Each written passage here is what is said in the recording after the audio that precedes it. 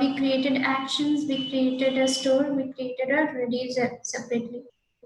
Okay, so the before when I shown one example, I was just directly using the store directly, right? So reducer, I was importing it, and that I was using a create store method and passing that reducer, right?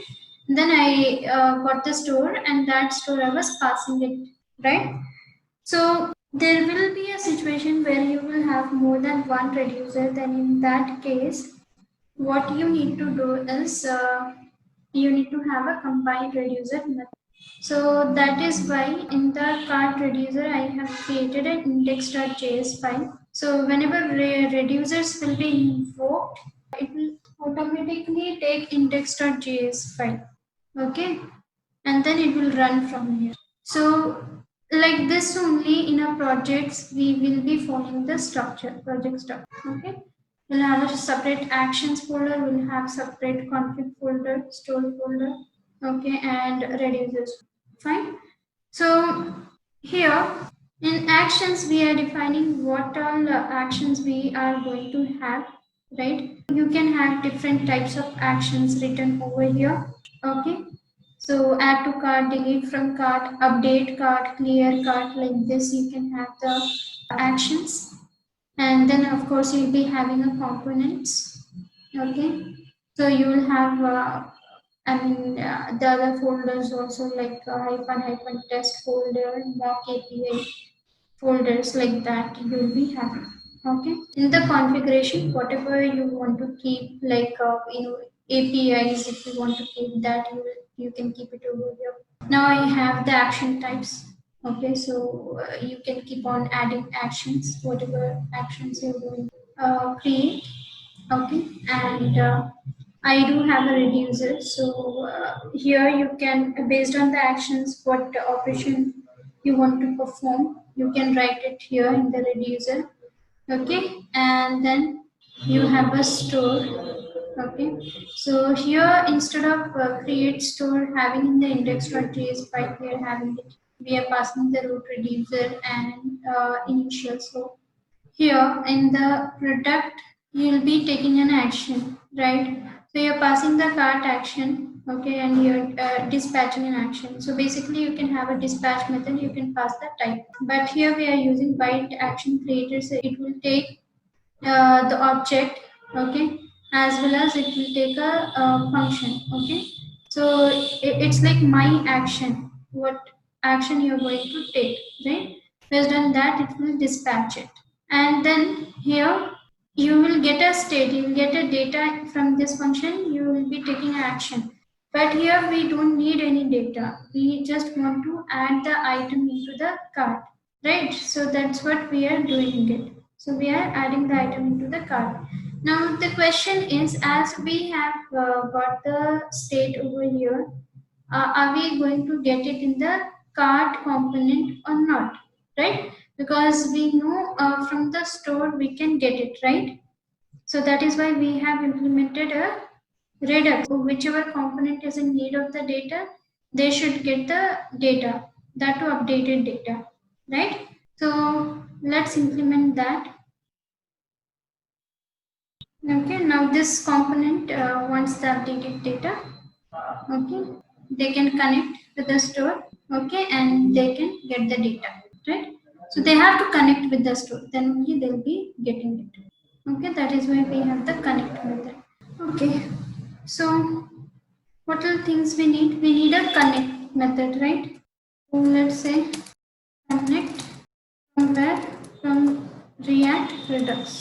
Okay, and for now I'll just write cart items, and then so we'll have those two methods. Okay, user defined method, but we follow this naming convention so that the other developers would also know about it, that we are getting a data from the store. Okay, so I will have console log, and I'll just write let's say store, and then we will simply write state. Okay, just to check whether we are getting the data or not. Okay, we'll have map dispatch to procs as well. Return what? So I'll pass the dispatch. we'll have to import actions. And then what we'll do? Yeah, with dispatch. Fine, then we should have the connect over here, which takes two parameters. Dispatch over here, we need it right for deleting and for clearing the data.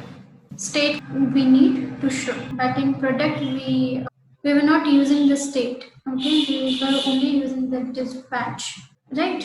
So okay, hope everything is clear over here. Now, as we are getting this cart list, we need to bind it. Okay, so this we can use it as a prop. So let's say we'll have a UL tag. We'll say this dot props dot what cart list.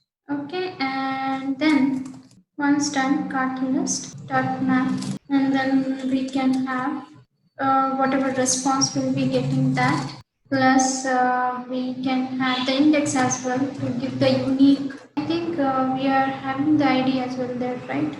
We can use the random. Okay, so now next thing is let's create a li item. Li followed by we should have a key. So here now I'll just give I by I'm getting the ID. Okay, so I can even keep the ID as well, right? So I can say response.id. Then what are things we are getting? We are getting only product name from here. So let me copy this product name. So response.product name. So I am done.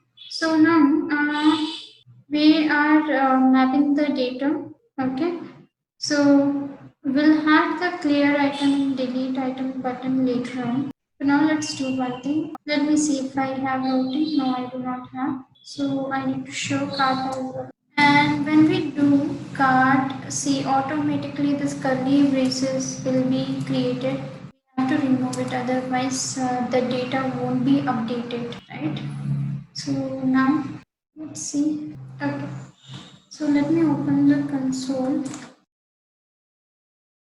In reducer, we do not have anything. It's just returning array of 0. Okay, in product also we do not have anything. It's empty, cart is empty. Okay. So in dispatch we do have the add to cart, clear, cart, delete from cart methods, right? And store.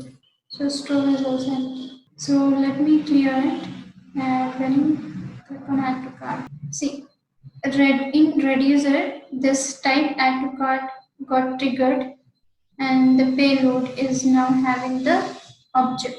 Okay, this is our state, right? So this got updated, right? And even cart has this one item. See that? Laptop. Okay, when I do once again, see, it's getting created. So like this, you can do it.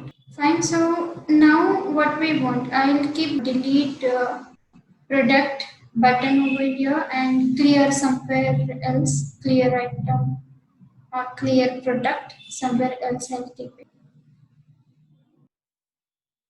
So let's have a button. Instead of add to cart, you need to say delete from cart. So we'll say button on click equal to and delete needs an ID, right? See that. Let's do one thing. We can write it over here. So this dot actions dot delete from cart. What it needs an ID. So let me just copy this. Why I have written like this? Because I need an ID. I want to pass an ID. Otherwise, I could have removed. So delete from cart and then okay. So now let's see whether it's working or not. I have not written anything in between the button and the inner HTML. So now let me clear this. Okay, let me do one thing. Let me have an ID as well. I'll show the ID as well. Actually, we won't be showing the ID.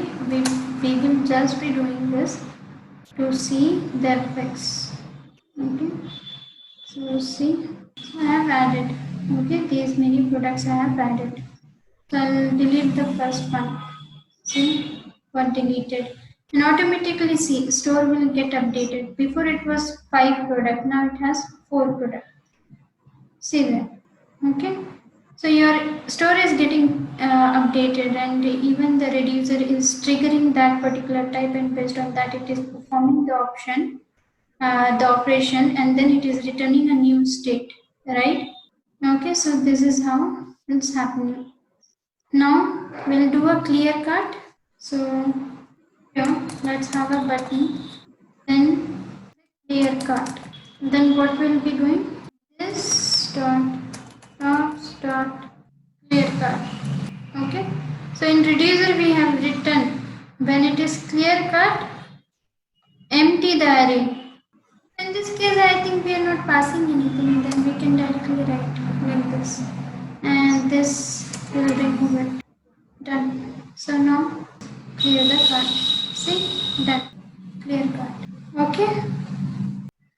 Till now we have seen React Redux, but just Redux, how it will be, executed alone, just Redux. So Redux is a individual library, we know that, right? So Redux can also be implemented with Angular, Redux can also be implemented with Vue and React, right? So as it is an individual library, we can implement Redux all alone.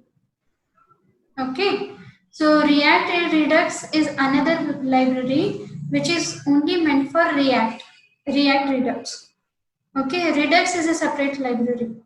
So you might have seen I have installed two things, React Redux and as well as a Redux, right? Because few things I'm getting it from Redux, few things I'm getting it from React Redux, right? So that is why I have installed both of them.